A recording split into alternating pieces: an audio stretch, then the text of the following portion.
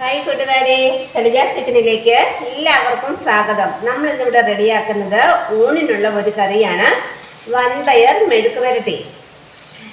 ഇത് വളരെ പെട്ടെന്ന് നമുക്ക് റെഡിയാക്കാം. അതിനായി ഒരു 300 ഗ്രാം വൻപയർ ഇവിടെ എടുത്ത് വെച്ചിട്ടുണ്ട്. കപ്പിൻ്റെ അളവിനാണെങ്കിൽ 1.5 കപ്പ് വരും. ഇനി ഇതിപ്പോൾ കുതുക്കാത്ത പയറാണ്. നമ്മൾ കുക്കറി വേവിക്കുന്നതുകൊണ്ട് കുതിർത്തിട്ടില്ല. കുതിർത്തിട്ടാണെങ്കിലും ചെയ്യുന്നതിന് കുഴപ്പമൊന്നുമില്ല.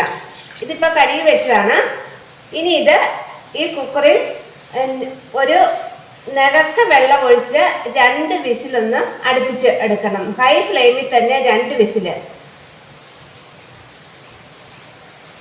പയറ് കുക്കറിലേക്ക് മാറ്റിയിട്ടുണ്ട്. ഇനി അതിലേക്കൊരു 1/4 ടീസ്പൂൺ മഞ്ഞൾപ്പൊടിയും പാകത്തിനുള്ള ഉപ്പും കൂടി ചേർത്ത് നമുക്കൊന്ന് 2 വിസിൽ അടുപ്പിച്ചെടുക്കാം. ഇപ്പം 2 വിസിൽ വന്നിട്ടുണ്ട്. നമുക്കിനി തീ ഓഫ് ചെയ്ത് കൊടുക്കാം. ഇനി ഇതിൻ്റെ പ്രഷർ തനിയെ പോകുന്നിടം വരെ വെയിറ്റ് ചെയ്യാം. ഇനി നമുക്ക് ഇതിലേക്ക് ആവശ്യമായിട്ടുള്ള ബാക്കി ചേരുവകളൊന്ന് ചതച്ചെടുക്കണം. അതിന് വേണ്ടിയിട്ട് ഒരു 12 ചുവന്നുള്ളി, 8 വെളുത്തുള്ളി, ഒരു 5 വറ്റൽമുളക്, ഇത്രയും നമുക്ക് നന്നായിട്ടൊന്ന് ചതച്ചെടുക്കണം. ഇനി നമുക്ക് ഒരു പാൻ അടുപ്പിൽ വെച്ച് ചൂടാകുമ്പോൾ ഒരു 1.5 ടീസ്പൂൺ എണ്ണ ചേർത്ത് കൊടുക്കാം.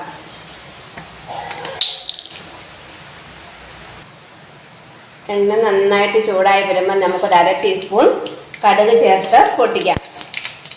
ഇനി തീ കുറച്ച് വെച്ചതിന് ശേഷം അതിലേക്ക് നമുക്ക് ചതച്ച് വെച്ചിരിക്കുന്ന ചേരുവകൾ ചേർത്ത് കൊടുക്കാം.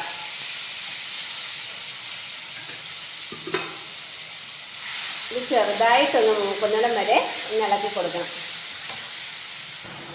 ഇതൊന്നും മൂത്ത് വന്നാൽ നമുക്കിനി പൊടികൾ ചേർത്ത് കൊടുക്കാം.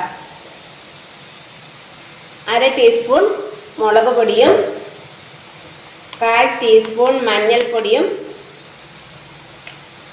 ഒരു 1/2 ടീസ്പൂൺ കുരുമുളക് ചതച്ചതും കൂടെ ചേർത്ത് കൊടുക്കാം. ഇത് നേരത്തെ ചതച്ചത് കൈവശം ഉള്ളത് കൊണ്ട് ഇപ്പം ചേർത്തതാണ്. നമുക്കിനി മുഴുവൻ കുരുമുളകാണ് കയ്യിലിരിക്കുന്നതെങ്കിൽ ഉള്ളി ചതച്ച കൂടെ ഒന്നിച്ചങ്ങ് എടുത്താൽ മതി. ഇനി ഇതിലേക്കൊരു 2-3 തണ്ട് കറിവേപ്പിലയും കൂടി ചേർത്ത് കൊടുക്കാം.